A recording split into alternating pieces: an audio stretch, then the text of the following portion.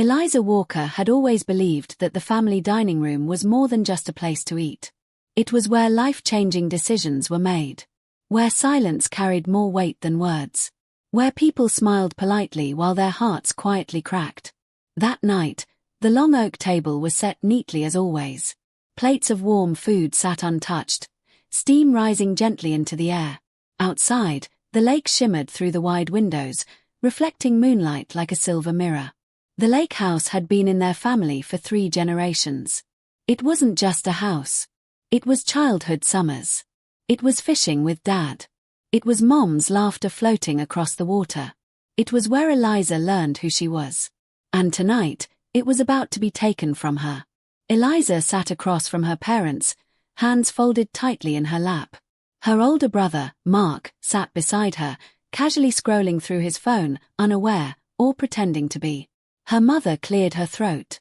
"We wanted to talk to both of you about something important," she said. Mark finally looked up. Eliza's heart started pounding. Her father leaned forward, his fingers laced together. "It's about the lake house." Eliza felt the air leave her lungs. "The upkeep is getting harder for us," her mother continued. "The repairs, the taxes, it's just too much now." Eliza nodded quietly. She understood that part. But she didn't understand what came next. "We've decided," her father said carefully, "to give the lake house to Mark." Mark's face lit up in shock and excitement. "Wait, really?" he said, smiling wide. "You're serious?" Her parents nodded. Eliza didn't move. It felt as though someone had pressed pause on her entire body. "The lake house. Mark." Her brother looked over at her. "Liz, this is great, right?" Eliza forced a smile. "Yeah," she whispered. "Great." But inside, something was breaking.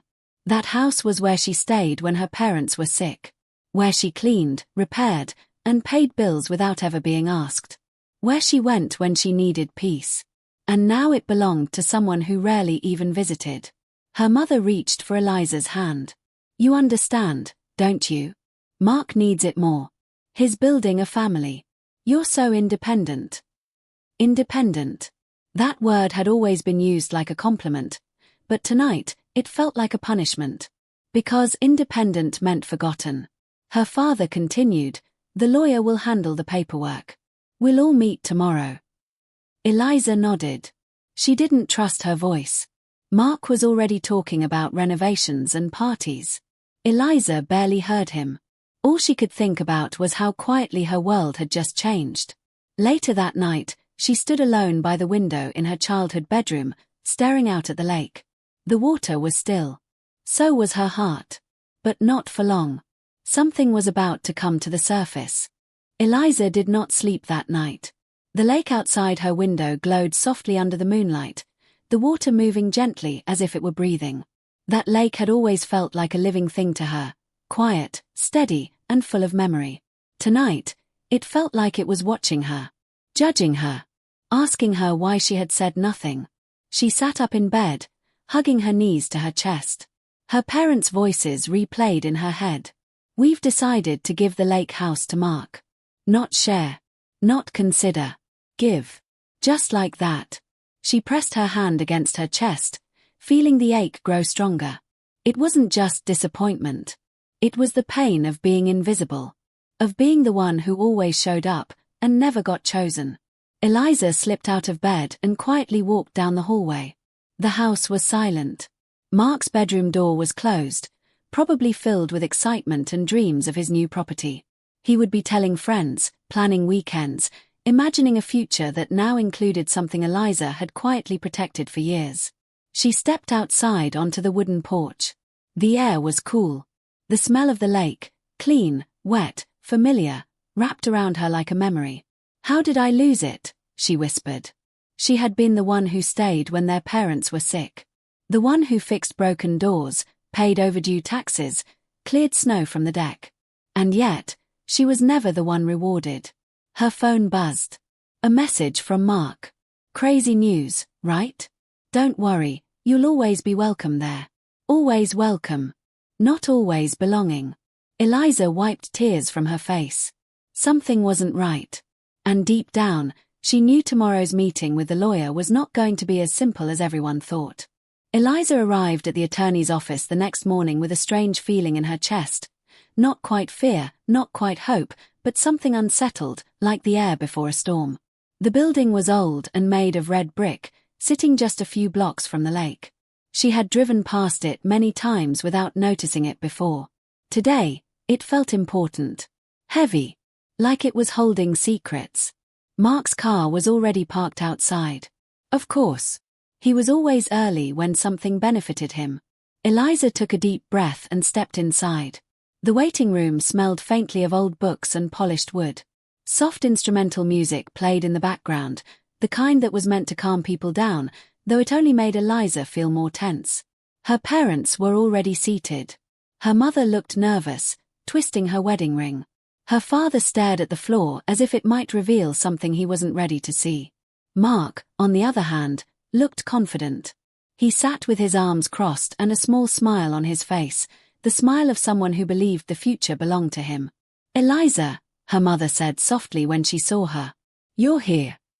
"I wouldn't miss it," Eliza replied, even though part of her wanted to run. A door opened and a tall man in a grey suit stepped out. His hair was neatly combed, his glasses resting low on his nose. "Walkers?" he asked. They all stood. "I'm Henry Cole," he said. "Please come in." The office was quiet, lined with shelves of legal books that smelled like dust and time. A large window behind the desk looked out toward the lake, though only the tops of trees were visible. "They Saturday." Henry adjusted his papers. "We are here today to go over the deed and estate arrangements regarding the Walker family lake house." Mark leaned forward eagerly. Eliza kept her hands folded in her lap, her nails digging into her skin. Henry glanced at the parents. "Before I begin, I want to be very clear.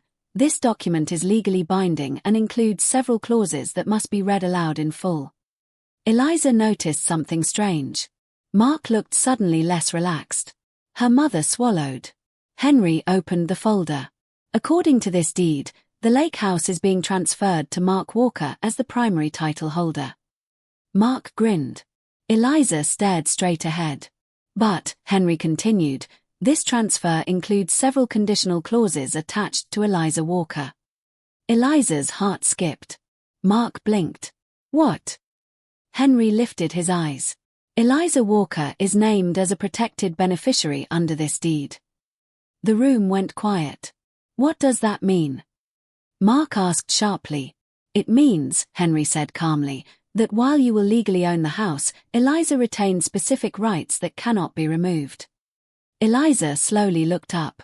Her parents avoided her eyes. Henry continued, "Clause 1 states that Eliza has full lifetime access to the property. You cannot restrict her from entering or using the lake house for any reason." Mark frowned. "Clause 2, Henry said, turning the page, states that 50% of any rental income generated from the property belongs to Eliza." "What?" Mark snapped. Eliza's breath caught. "Clause 3, Henry added, states that if Mark ever attempts to sell the property, Eliza must be offered the right to purchase it first, at market value, before it can be sold to anyone else." Mark stood up. "That's not what we agreed to." Henry looked at him. "This is what your parents signed." Mark turned to them. "You didn't tell me any of this." Eliza looked between them, her emotions tangled. Her mother finally spoke. "We didn't know how to tell you." Mark laughed bitterly. "So you just hid it." Her father spoke quietly. "Eliza has been paying the property taxes for years. You weren't there, Mark." Mark's face paled. Eliza stared at them in shock. You knew," she whispered.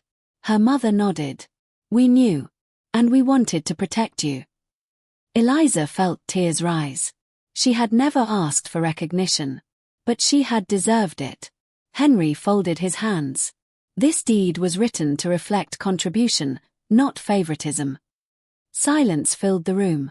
For the first time in her life, Eliza realized something profound. The house had never truly been taken from her. And neither had her place in this family. The air in the attorney's office felt thick after Henry Cole finished reading the clauses. Mark was still standing. His face had lost all its color. "This has to be a mistake," he said, his voice sharp. "You didn't tell me any of this." His parents looked small in their chairs now. Eliza sat frozen, her heart pounding so loudly she was sure everyone could hear it. Henry calmly slid the document across the desk. "There is no mistake. These terms were written carefully and signed months ago." Mark snatched the pages and scanned them. His jaw tightened with every line. "This means I don't even fully own it," he snapped. "You own it," Henry corrected. "But not without responsibility." Eliza finally spoke. "Why didn't you tell me?" Her mother's eyes filled with tears. "We didn't know how. We were ashamed." "Of what?" Eliza asked softly. "Of how much you gave, and how little we acknowledged it." Her father nodded. "You kept that house alive when we couldn't. You never asked for credit. But we saw it." Eliza's breath trembled. Years of quiet work. Years of being overlooked. And now, this. Mark slammed the papers down. "So I get the house but she gets the benefits." Henry's voice remained steady. "You get the structure. She gets protection." Eliza looked at Mark. "I didn't ask for this." "I know," he said bitterly. "That's what makes it worse." The truth settled over them. This wasn't about a house. It was about years of imbalance finally being put on paper. Her mother whispered, "We love you both. We tried to make it fair." But fairness always felt different when you had never been favored. Eliza rose slowly. "I don't want to fight over this." Mark met her eyes. For the first time, he saw her not as the quiet sister, but as someone who had carried the weight he never knew existed. And the deed was still lying there, quiet, legal, unmovable. Like truth. Mark was still staring at the papers as if they had betrayed him. "There has to be something else," he muttered. "Some fine print. Some trick." Henry Cole adjusted his glasses. "Actually, there is one more clause." Everyone looked up. Eliza felt her stomach twist. "This clause," Henry said, flipping to the final page, "was added personally by your parents." Her mother squeezed her father's hand. "It states that Eliza Walker is the permanent guardian of the emotional and historical value of the lake house." Mark frowned. "That's not a legal term." "It is in this context," Henry replied. "It means any major renovation, sale, or destruction of the property must be approved by Eliza." Mark let out a short laugh. "So I can't even change the paint without her?" "Not without her consent," Henry said. Eliza's eyes widened. "I never knew about this." Her father looked at her. "We were afraid you'd say no." "No to what?" she whispered. "To protecting the only place that ever made you feel safe." Silence wrapped around them. Mark dropped back into his chair. "So this was never mine alone," he said quietly. "No," Henry replied. "It was never meant to be." Eliza felt something shift inside her, not victory, not revenge, but recognition. For the first time in her life, someone had put her value into words. Legal words. Permanent words. And nothing scared her more than that. The room had gone quiet after Henry Cole read the final clause. Not the peaceful kind of quiet. The kind that comes when something long hidden finally steps into the light. Mark leaned back in his chair, staring at the ceiling as if trying to make sense of everything that had just happened. Eliza sat stiffly, her mind racing. The lake house, the place she had loved quietly for so many years, had suddenly become the center of something much larger than property. Henry closed the folder slowly. "There's more," he said. Everyone froze. Her mother's face drained of color. Her father's lips pressed together tightly. Eliza looked between them. "What do you mean, more?" Henry glanced at the parents. "They asked me to wait until this moment to explain the full financial history connected to the lake house." Mark let out a short, bitter laugh. "Of course they did." Henry turned to Eliza. "Ms. Walker, for the last 6 years, the property taxes, repairs, and insurance on the lake house were paid from an account in your name." Eliza felt her breath catch. "What? You didn't know?" Mark snapped. Eliza shook her head. I paid when I could. I didn't know everything was official. Henry nodded. You weren't meant to. Your parents quietly added you as the account holder after your first payments. You unknowingly kept the property solvent. Her mother started crying. You were saving it, she whispered. We just let you. Eliza felt something inside her twist. So while Mark was living his life, I was carrying this. Her father nodded slowly. We didn't realize how unfair it was until it was almost too late. Mark slammed his hand on the desk. You let her do this while you told me the house was secure. You never asked, her mother cried. I didn't think I had to. Eliza stood up. Her voice shook, but she didn't stop. I didn't do it for ownership. I did it because it was the only place that felt like home. Everyone went silent. Henry leaned back slightly, giving them space. Eliza wiped her eyes. You all let me believe I was just helping. That I didn't matter. Her father spoke softly. You mattered more than you knew. Mark looked at her, something different in his eyes now, not anger, but guilt. I didn't know, he said. I know, Eliza replied. But that doesn't mean it didn't hurt. For years, she had been the background support. The reliable one. The one who didn't ask. And now the truth was out. The lake house wasn't a gift. It was something she had already paid for. With money. With time. With love. Henry cleared his throat. Legally speaking, this deed recognizes that reality. Eliza sat back down slowly. The weight she had carried for so long finally had a name. And it was called truth. Mark didn't speak for a long time after the truth came out. His eyes were fixed on the table, jaw tight, fingers curled into fists. He looked like someone who had just realized the ground beneath him wasn't solid anymore. So that's it, he finally said. I've been living in a fantasy. Eliza didn't reply. I thought I was the responsible one. The one you trusted, he continued, his voice rising. Meanwhile, she was paying for everything. Her mother whispered, we didn't mean for it to be like that. But it was, Mark snapped. He turned to Eliza. Why didn't you say anything? Because no one ever listened, she said quietly. That hurt him more than anything. You think I wouldn't have helped? I think you never had to, she replied. Mark stood up, pacing. So now what? I'm the bad guy. No, Eliza said. You're just finally seeing the truth. He stopped pacing. You always made it look easy. Like you didn't need anyone. Eliza met his eyes. That was survival. Not strength. Silence fell between them. Mark sat back down slowly. For the first time in his life, he felt like the younger sibling. And it scared him. The room felt smaller than usual.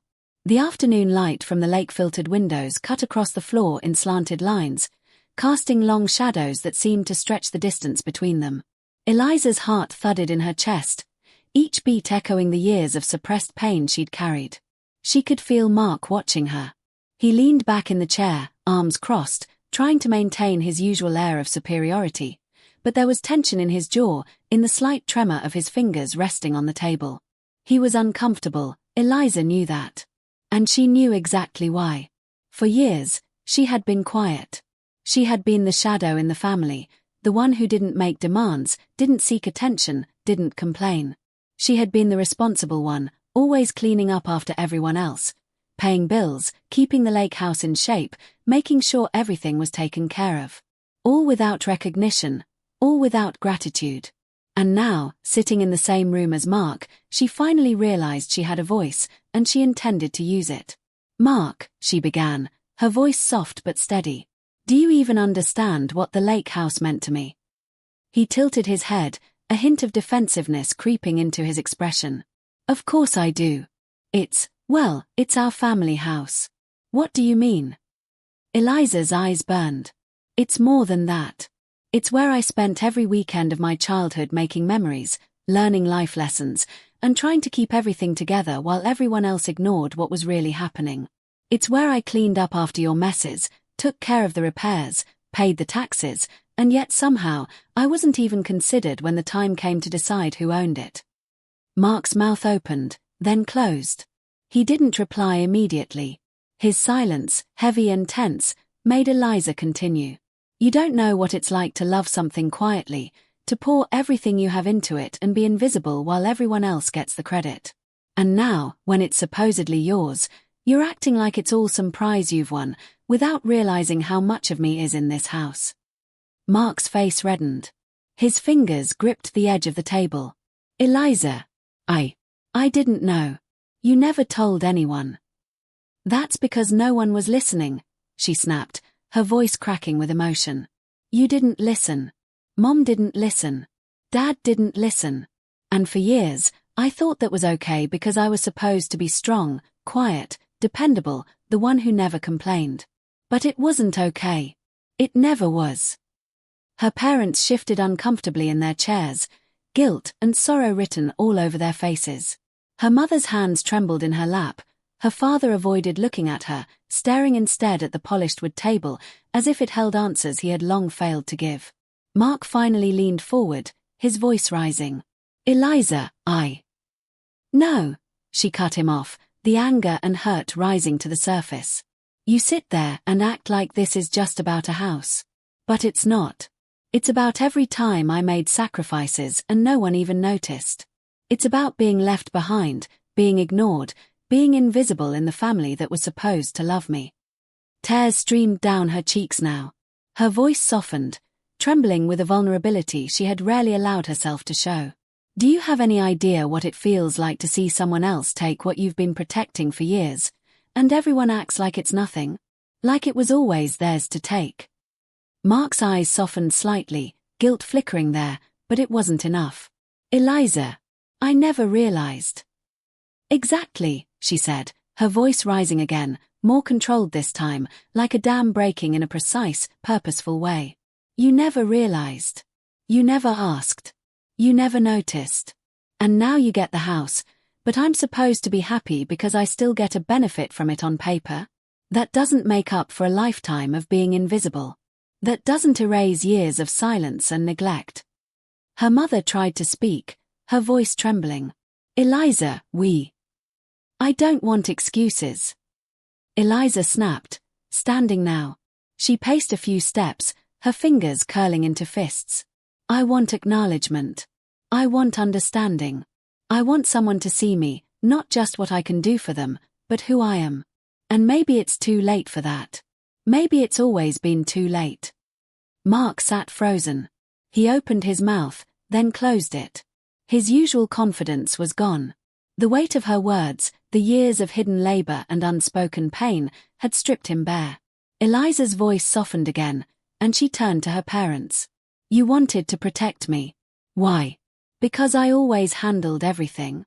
Because I never asked for help. You thought you were protecting me by letting me carry the weight alone. Her eyes flashed. That's not protection. That's abandonment in disguise. Her father finally spoke, his voice low and broken.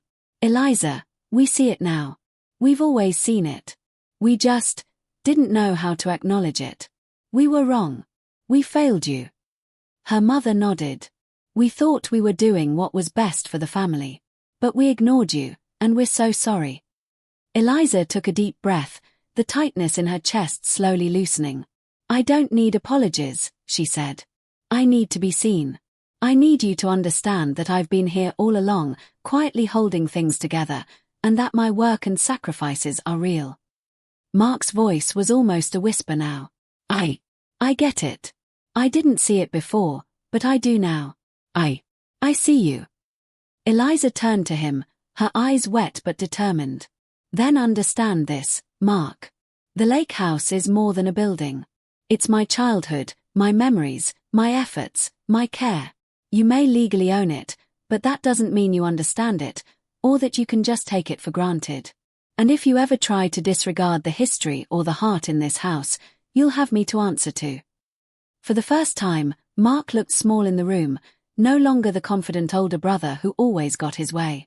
He nodded, his jaw tight, the realization sinking in that he had underestimated her strength for too long. Eliza felt a shift inside herself. She had spoken her truth, and though the room still carried tension, it was now honest tension. Not the quiet resentment of the past, but something real, raw, and unbroken. She glanced at her parents, who were watching her with solemn pride and regret. And for a fleeting moment, she realized that being seen didn't erase the pain. It didn't erase the years of invisibility. But it was the first step toward balance, toward acknowledgement, toward something closer to justice. The lake house, she realized, was never just a structure. It was a reflection of her life, her care, her dedication. And for the first time, everyone in that room understood, not just on paper, but in heart, that Eliza had always been the keeper of its soul. Her chest eased. She had stood up for herself. She had confronted the long years of neglect. And though the road ahead with Mark and her parents would be complicated, she knew this.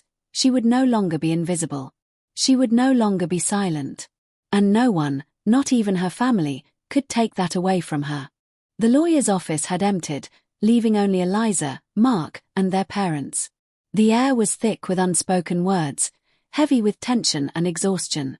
Sunlight slanted through the blinds, casting stripes across the floor like invisible bars. For the first time in a long time, Eliza felt something shift. But she wasn't sure if it was relief or fear, because she could sense that Mark was beginning to see the truth, and she had no idea how he would handle it. Mark sat slouched in his chair, staring at the folded deed on the table.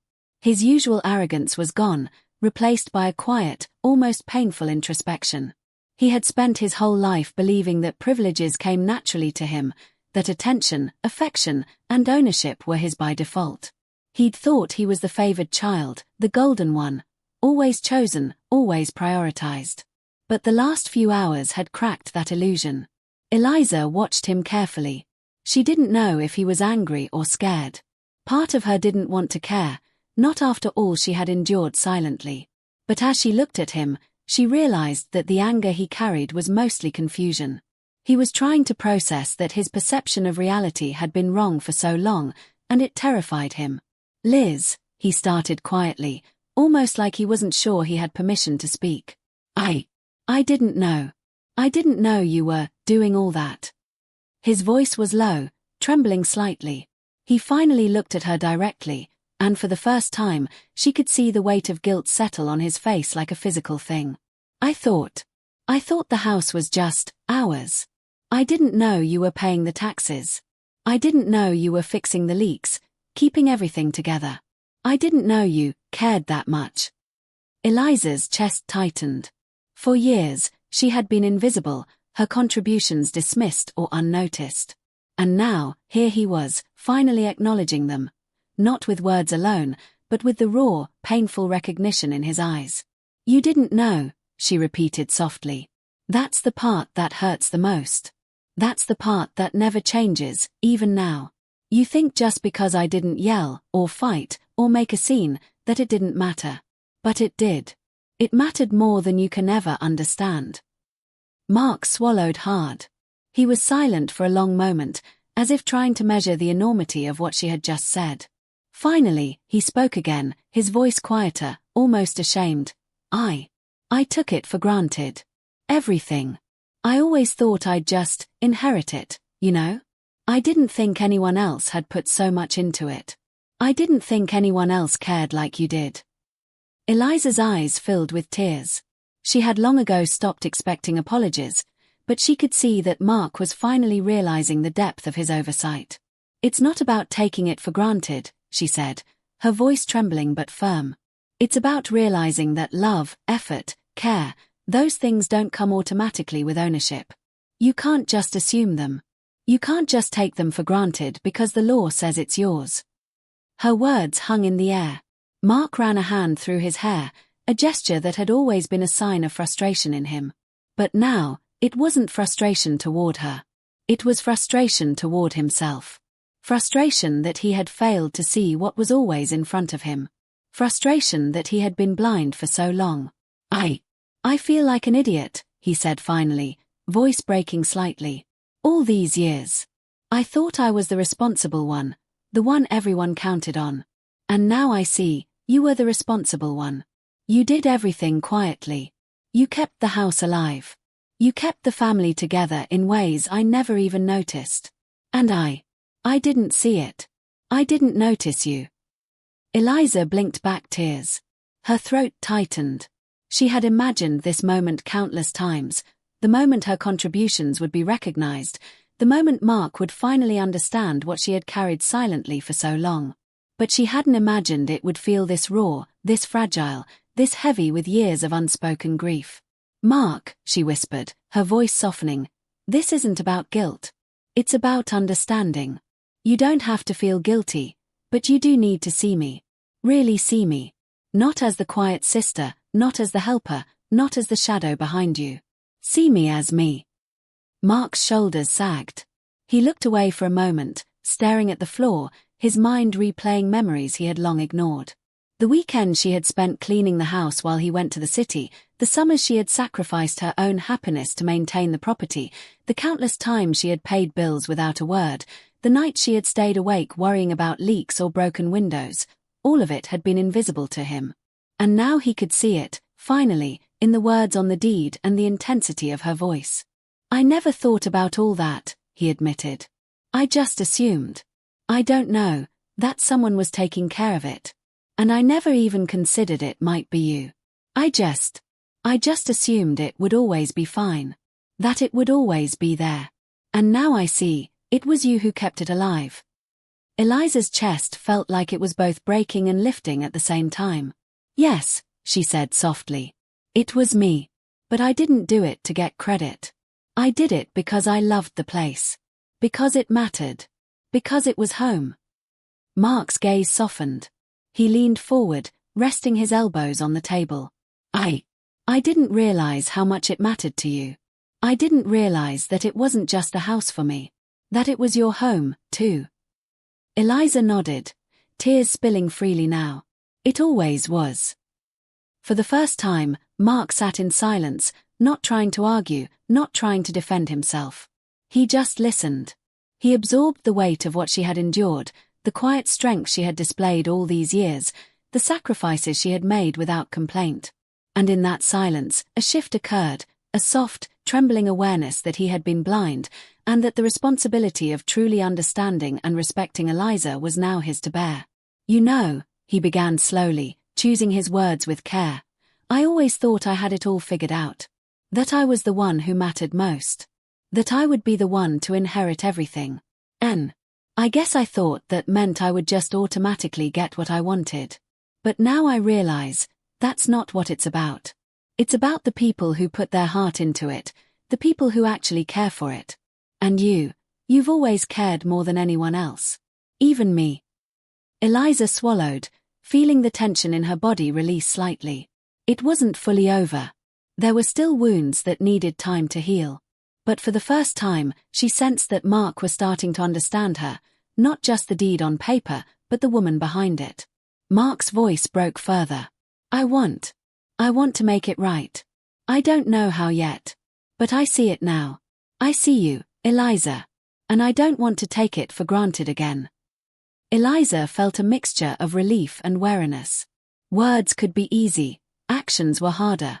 But this was the moment she had been waiting for: acknowledgement, recognition, understanding, and perhaps, slowly, the start of reconciliation. She nodded. "Actions matter more than words, Mark. And I hope you'll remember that. Because the lake house, it's more than just property. It's memories, it's love, it's care. And if you want to honor it, you'll honor that. Not just me." Mark nodded solemnly. "I will. I promise." Her parents watched quietly, their faces a mixture of pride and regret. They knew the road ahead would be long and imperfect, but they could see that Eliza's voice had finally been heard, that Mark was beginning to recognize the depth of her contributions, and that maybe, just maybe, the family could begin to heal. The lake house sat quietly outside the window, its wooden frame catching the late afternoon sun. To Mark, it no longer felt like a prize. To Eliza, it no longer felt like a burden she had carried alone. And to both of them, it had become a symbol, not of ownership or inheritance, but of understanding, acknowledgement, and the fragile beginnings of reconciliation. Eliza exhaled, feeling her chest lighten for the first time in years. She knew the journey was far from over. There would be hard conversations, lingering resentment, and moments of doubt. But in that moment, she also knew that Mark had finally realized something crucial. That life, family, and love weren't about entitlement. They were about seeing each other, truly, completely, and carrying that understanding forward. The lake shimmered outside the window, calm and endless, reflecting both their faces. And for the first time, they both saw themselves clearly, not just as siblings, but as partners in the care of something greater than themselves. The legacy of their family, the weight of shared memories, and the potential for a future where both of them mattered.